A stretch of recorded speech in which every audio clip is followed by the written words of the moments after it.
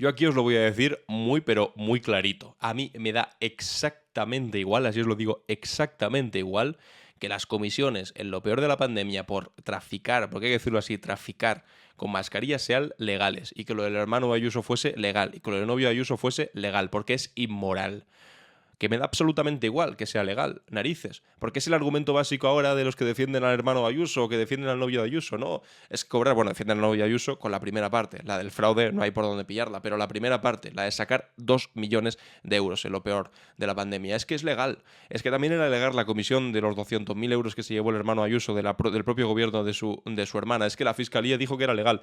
Que me la traiga al pairo que fuese legal, que es completamente inmoral y que si es legal hoy, ojalá en el futuro sea ilegal traficar con la necesidad de cuestiones básicas en momentos duros para la ciudadanía de tu país, porque es lo que hacían estos sinvergüenzas. Utilizaban una cosa que necesitaba todo el mundo y que además te estabas jugando la vida si no lo tenías para sobrepreciarlo, para traficar con ello y para sacar comisiones muy jugosas a costa de la necesidad que tenía esa gente en ese momento. Es que estaban muriendo la gente. Esto es una cosa de especular con un Rolex, porque si no tienes un Rolex puedes seguir viviendo, no pasa nada, que especulen lo que quieran con los Rolex. La cosa es que no puedes especular con cosas que son básicas, con mascarillas y con vacunas, perdona.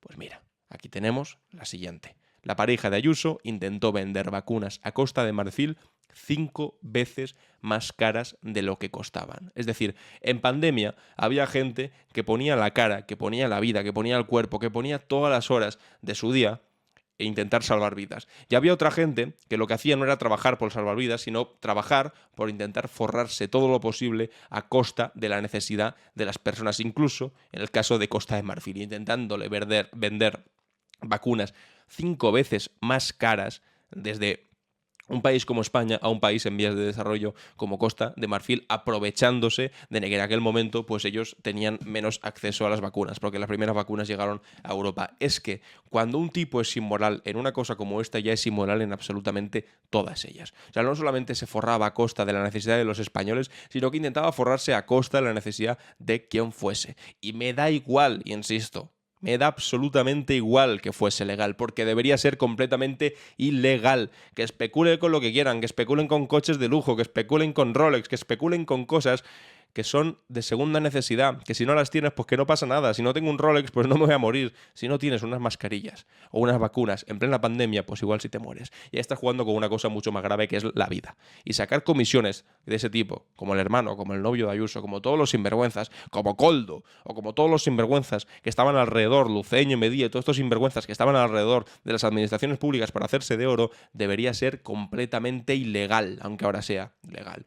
Pero vamos a centrarnos en esta noticia que han sacado el diario.es, que cada día que pasa sale una polémica nueva de un tipo que cuando es inmoral en una cosa, pues es muy probable que sea inmoral en absolutamente todas de ellas. Alberto González Amador, es decir, el novio de Ayuso, hizo de intermediario en un negocio para vender al país africano dosis de AstraZeneca por 16,9 dólares, cuando esa empresa las vendía a menos de 3 euros. De menos de 3 euros a casi 17 dólares. Buscaba llevarse una comisión del 7,5%, más de 2 millones de dólares, para repartirse con su socio mexicano. ¡Qué pedazo de sinvergüenza!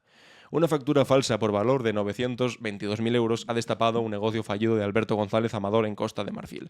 Porque ese es el asunto, que una de las dos facturas falsas con las que se le acusa de haber defraudado a la hacienda pública, es decir, a todos los españoles, el novio de Ayuso, pues es una de estas. Esta es una de esas facturas, la de casi 1 millón de euros, que intentó sacar para este negocio chanchullo que hizo con Costa de Marfil, pero que finalmente no le acabó saliendo, pero que mantuvo como si hubiese sido un gasto para así poder deducírselo de los beneficios y así pagar menos impuestos de la anterior comisión de 2 millones que había cobrado. Le salió mal, porque es que además es de defraudador de primera instancia, de primera etapa, de pringado absoluto. Y además que después salga Isabel Díaz Ayuso a protegerle y a decir no ha defraudado nada, cuando salió un propio correo de su abogado habiendo asumido que había defraudado, es la cosa más payasa, hilarante y desgraciada, pringada realmente que he visto en lo más reciente de la política española. La pareja de Isabel Díaz Ayuso hizo de intermediario en la venta de vacunas vacunas, una oportunidad que se le abrió durante una visita al país africano para explorar otros proyectos. La operación consistía en vender dosis de AstraZeneca a $16,9, 15,51 euros, cuando costaban menos de 3 euros, a fin de repartirse con su socio, el mexicano más de 2 millones en comisiones. Para ello recurrió a la empresa con la que ya había ganado 2 millones de euros en 2020 con la compraventa de mascarillas.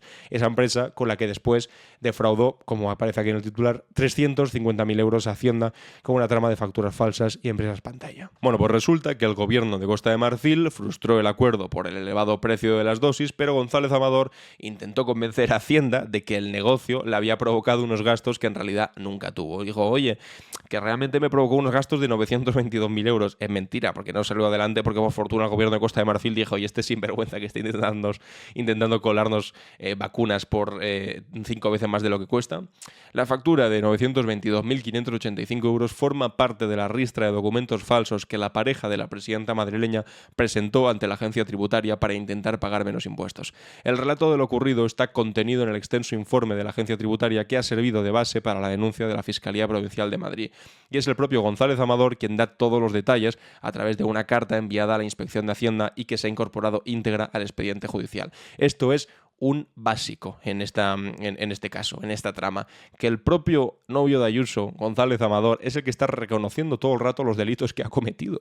Y después sale su novia, su pareja, la presidenta de la Comunidad de Madrid, a decir no hay ningún tipo de delito. Y en el propio sumario de lo que se está investigando, en la propia investigación y a través de lo que él mismo ha reconocido a través de su abogado, se ve en todo momento todas las cosas que ha hecho mal y los intentos de fraude que ha hecho y las cosas pues, que no han salido adelante, porque además han sido absolutamente cutres y la han pillado con las manos en la masa. Así que la defensa por parte de Isabel Díaz Ayuso diciendo que mi novio es la persona más íntegra del mundo es que es cutre y además sale mal, no le sale bien. En ella González Amador explica que en febrero del 21 él y el empresario mexicano Maximiliano Niederer trazan un plan para explorar un posible negocio con las autoridades sanitarias de Costa de Marfil a fin de expandir allí sus proyectos de excelencia sanitaria. Ahora ya se le llama excelencia sanitaria, fijaos por dónde, a cobrarle 5 veces más por una factura que cobraban 3 euros, que costaban 3 euros en España. Es que manda narices. Excelencia sanitaria, proyectos de excelencia sanitaria. Huid. En el momento en el que os encontréis algún vendehumos que os hable de excelencia sanitaria, huid de allí corriendo, porque va a ser un sinvergüenza como este. La asesoría para superar controles de sanidad en hospitales era su principal vía de ingresos antes de la pandemia. Por cierto, Quirón, mirad cuánto ha subido el grado de la cantidad de contratos públicos, de millones públicos dados de parte de la Comunidad de Madrid a Quirón, que por cierto trabajaba este señor, el novio de Ayuso, para Quirón. Bueno, ahí no hay nada comprobado de momento que se pueda tirar del hilo, pero hay un buen indicio. El novio de Ayuso, precisamente, haciendo vida, sacando mucha pasta de una cosa que es completamente subsidiaria de lo público, que gana mucho dinero porque la administración madrileña de su propia novia metía mucho dinero. Bueno, quien quiera investigar, que investigue, pero yo solamente dejo los indicios. Los hechos de momento están claros. Por otro lado, que defraudó de 150.000 euros. El resto de cosas ya las iremos viendo. Y eso seguro que seguramente van saliendo más cosas. El gobierno de ese país no les hace mucho caso, pero pasadas las semanas les trasladan su necesidad de adquirir vacunas de COVID. Eso les dicen, bueno, pues vuestros servicios de excelencia sanitaria no me interesan, pero vacunas nos irían bien. Evidentemente les irían bien estando en un medio de una pandemia. Es entonces cuando se desata una operativa por parte de Maxwell Cremona, la empresa de González Amador, para hacer lo posible por conseguir vacunas y venderlas a Costa de Marfil. Entre abril y mayo de 2021 se producen reuniones a varias bandas entre diversas empresas, todas con González Amador como nexo. Acaban contactando con 2 empresas que creen pueden conseguir vacunas. Una de ellas es Mape Asesores, con la que ya habían hecho los negocios de las mascarillas en 2020. Según el relato que hace la pareja de Ayuso a la agencia tributaria, Mape hace una solicitud de vacunas AstraZeneca a través de un par de cartas que se enviaron también a la inspección durante la investigación. En paralelo, González Amador y sus socios viajan a Costa de Marfil para reunirse con las autoridades sanitarias. Esa visita se produce entre el 31 de mayo y el 3 de junio de 2021. Ahí no sé yo si ya eran pareja. Empezaron a ser pareja en 2021 con el presidente de la Comunidad de Madrid, si no sería por aquel momento más o menos. Bueno, dosis de 3 euros a 16,90, que es lo que os decía. Puede ser todo lo legal que quieras, pero es de sinvergüenza especulador con lo peor que puedes especular, con la salud de la gente, que es que de verdad me hierve la sangre. En el encuentro el Ministerio de Sanidad les apremia para que consigan las vacunas cuanto antes. Los empresarios empiezan a ponerse nerviosos porque no hay confirmación de que se puedan adquirir las dosis a través de una de las compañías que hizo las peticiones a AstraZeneca. En aquel momento los laboratorios no vendían dosis a empresas privadas y solo establecían tratos directamente con los estados, evidentemente. ¿Por qué? Os preguntaréis, bueno, porque si no se hacían tratos con empresas privadas, lo que iba a pasar es que los precios se iban a multiplicar por 5, como en este caso querían vendérselas a 16,90, que es una sinvergonzonería extrema. Llegamos a la conclusión de que hay que ir por la otra vía, relata González Amador, ya que en unos días saldrá la licitación. La decisión que toman es presentar a otra empresa, Tech Pharma Europe, a ese concurso con la esperanza de que sea esa compañía la que acabe consiguiendo las vacunas para venderlas después a Costa de Marfil. El día de la licitación se acerca, así que los implicados establecen entonces el precio y la cantidad de dosis que se venderían a Costa de Marfil. Se acuerda un precio de venta unitario máximo de 16,90, manda narices, y en total ofertan 2 millones de dosis a Costa de Marfil, lo que implica un negocio de 33,8 millones de dólares, especulando con la salud de la gente. De este precio había que restar.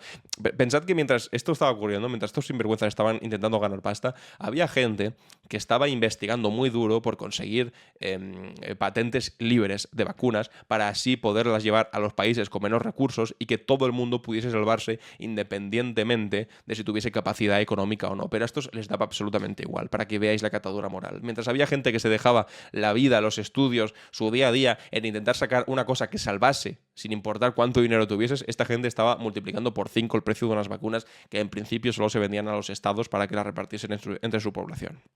De ese precio había que restar 40 céntimos por dosis para gastos de logística y luego las comisiones. Alberto González Amador fijó la suya en un 7,5%, más de 2,5 millones si se vendían al precio acordado inicialmente, de los que una parte tendrían que ir al mexicano Maximiliano Niederer por sus gestiones. AstraZeneca había empezado a distribuir sus vacunas en febrero del 21. Como este fármaco se había desarrollado con la Universidad de Oxford, era mucho más barato que los elaborados por Pfizer y Moderna, 2,9 euros por pinchazo frente a los 17 o 31 de los primeros, básicamente porque formaba parte de una investigación pública de la Universidad de Oxford y por lo tanto pues no había ese criterio de necesidad de enriquecerse, porque la principal necesidad era la de, pues eso, curar a la gente, en fin.